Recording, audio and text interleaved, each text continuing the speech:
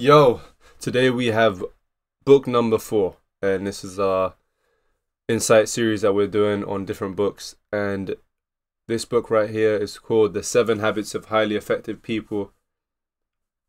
One of my favorite books, honestly, by Stephen Covey, however you say his name. But this is one of the most influential books that's been in my life that's made me understand the importance of having good habits and aspiring to be someone who's effective with their routine and their life.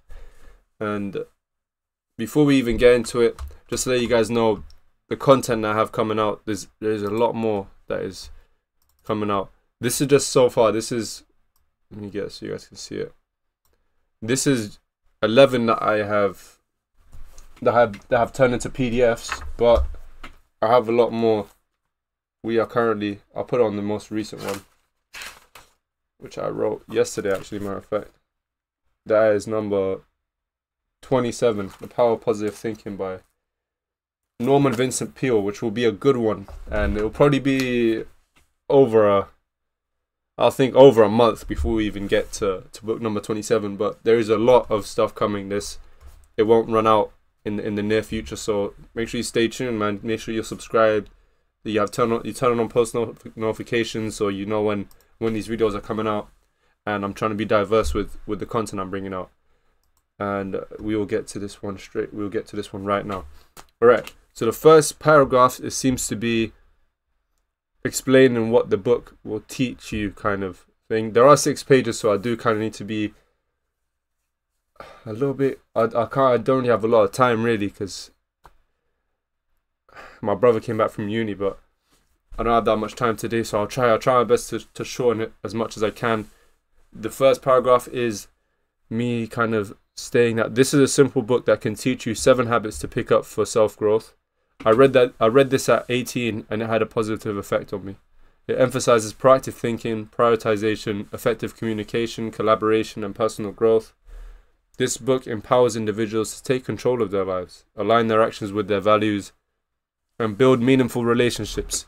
This is a self-help and personal development book. And I read this back in 2020, so it's almost been 4 years since I read this book. And it just kind of opened my eyes to what's effective and successful people look at when it comes to habits and what they try to do to make the best out of their opportunities and their situations. Now the first habit that is talked about in this book is to be proactive.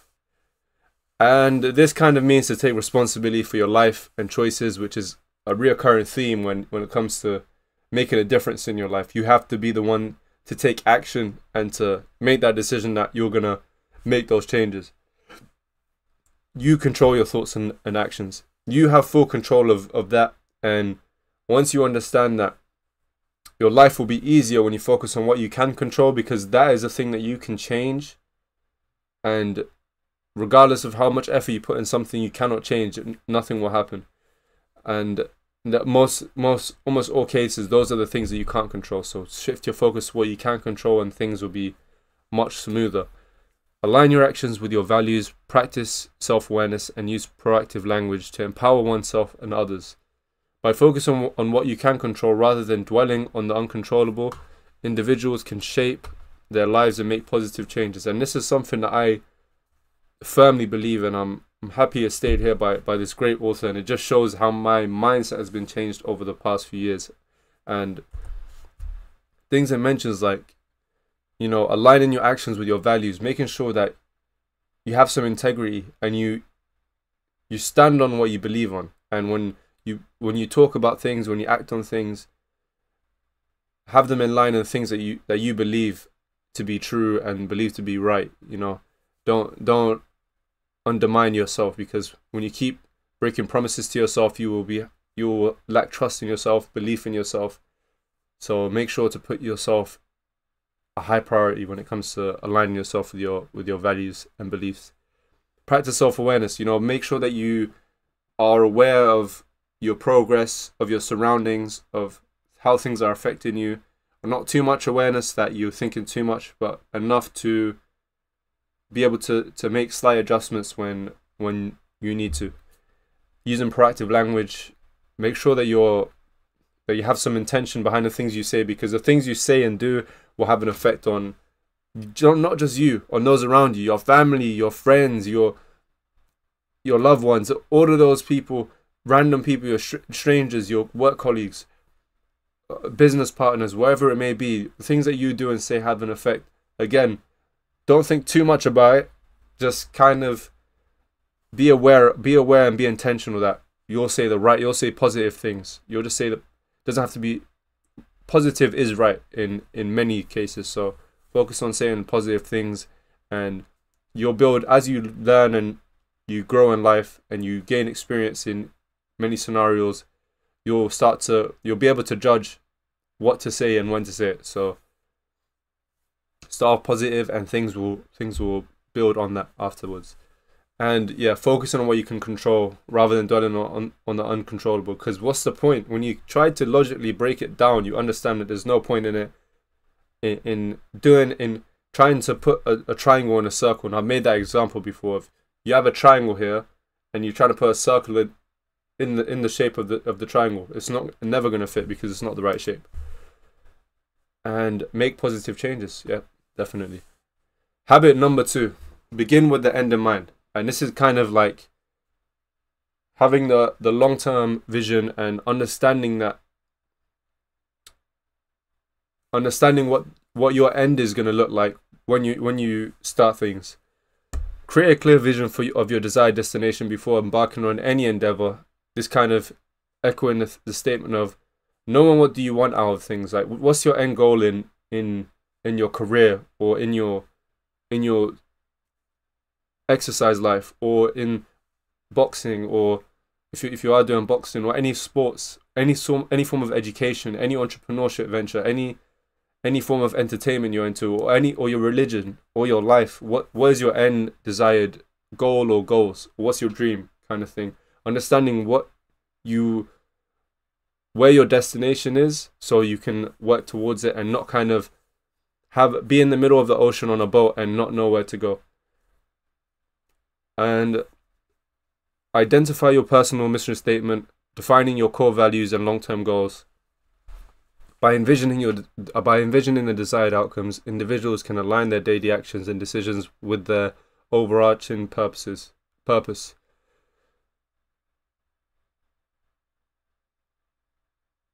So this kind of it's building on the importance of understanding what do you want to do and where do you want to go, because understanding where you want to go and having a map is essential to making progress that is beneficial and trackable, and sometimes objective, because you can see where you are versus where you're trying to go. And it helps you align things with your values, because once you know what you want to do or be, you can start taking actions towards it and know when you're going astray. However, there is a caveat that I would like to add, is that sometimes it is okay to not have a very clear vision of what you want to do, especially if you're just starting things out and you're new to a certain environment or a certain industry or certain aspect of things that you're doing in your life. Like, I don't believe that you should have 100% clarity if you really can't get it.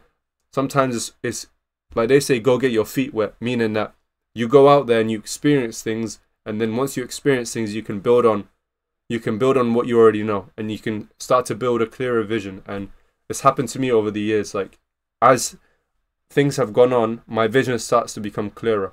And obviously, some things may sway it and may change my mind on it, but as you're moving on, things become clearer and you understand more of what you want. So don't be too afraid of habit number 2, because it could cause a fear of not starting because you want to be a perfectionist and over-analyzing. Listen, write down a mission statement, or just write down a list of things that you want to be, or if you're in your certain career, whatever it is, or sports or education, just write down what's the end goal that you have in mind, and then just live in action. Just keep taking action, and as you move forward and you're intentional about your growth, you'll start to have a clearer vision and start to build that picture. Damn, I'm talking too quick. I should slow down my speech rate, but I'm 10 minutes in and I need to go chill with my brother, man.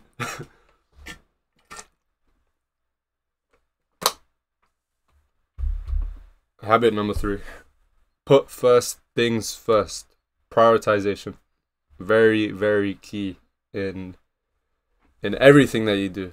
Understanding your priorities, your boundaries, your rules, and building a structure in your life so you know what comes first and what doesn't come first. This focuses on time management and prioritization.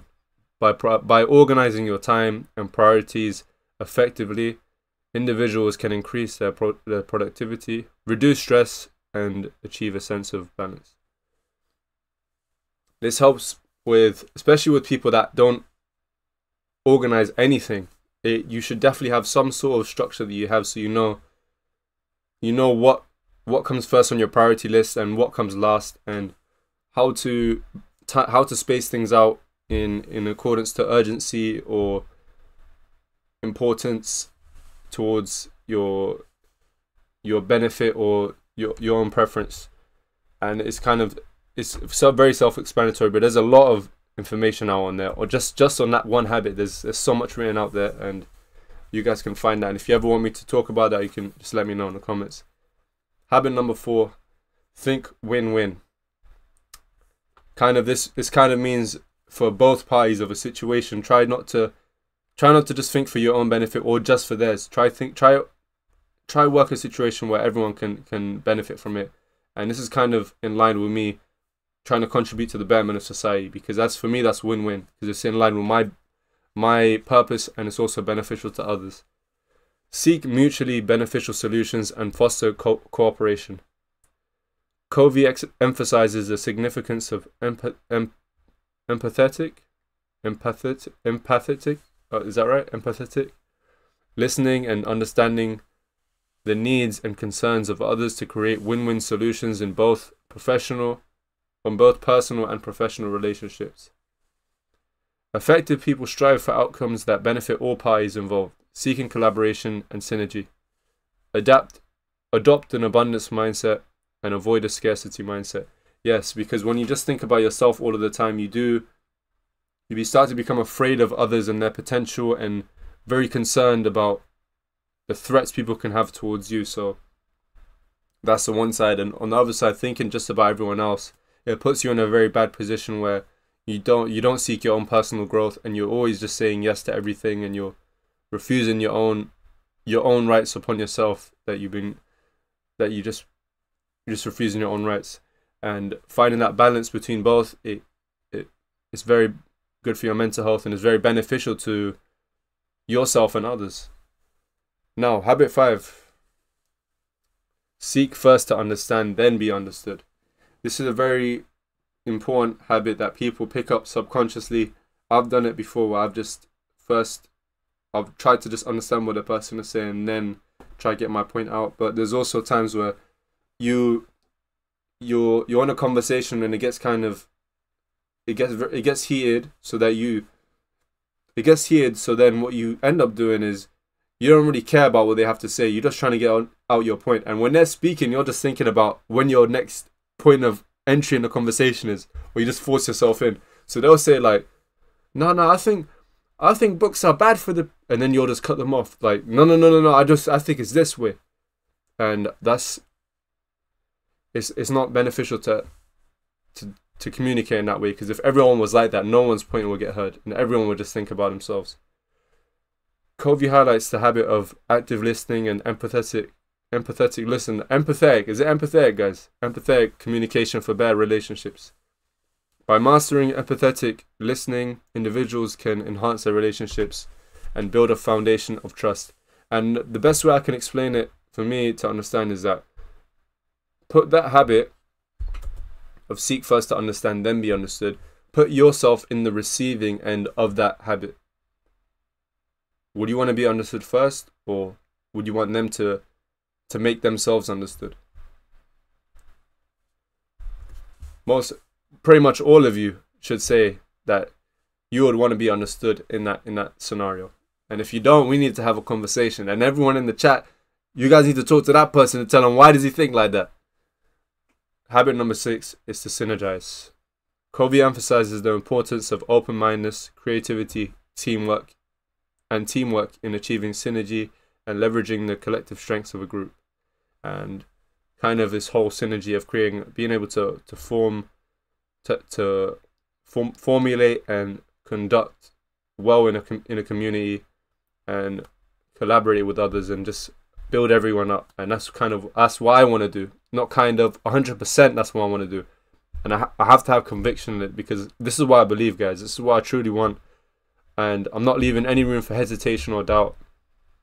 A lot of which I've done in my life, just hesitating and doubting and trying to make the right step. But no, if I truly believe this, listen, I believe it. I believe it.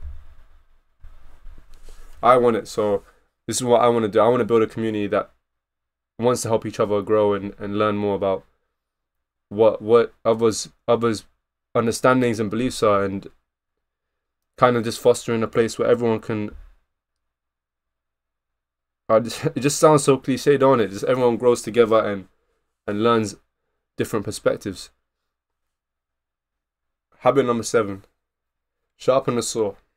And this is one that I've heard Jim Quick mention before. He told me I think he said in a video that, I don't want to misquote, he said it was his favorite habit from the book. This habit centers around personal renewal and growth. Covey uses the analogy of a saw that becomes dull over time due to repetitive use. To maintain effectiveness, you must invest time in self-care, continuous learning, and personal development. And my way of understanding it is that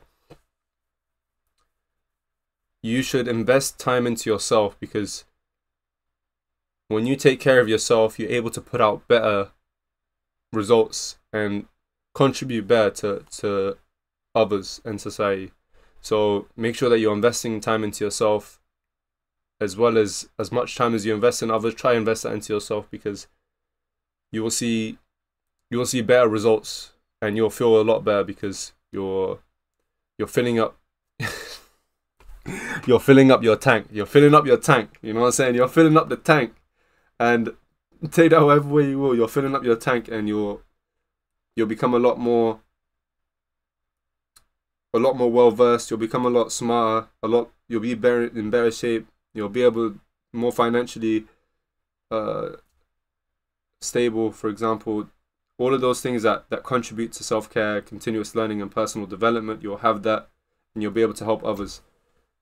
Now, the outro. That's it for this. Okay, that's it for that. One thing I do want to mention is that I focus my own personal development over time. Is I just hope I can build more confidence in recording these videos and being able to kind of do these videos and convey a message clearly, and get over my old habits of kind of this whole hesitating and doubting of what I'm going to say because of old experiences. Just kind of getting over that and just being able to get the message across with as much confidence and belief that I have, because these stuff I truly do believe. It's just about getting the message across to you guys that watch these videos and hopefully appreciate the content as well. And that is where I will leave it. Thank you guys for watching this, and we will resume. We will come back next time.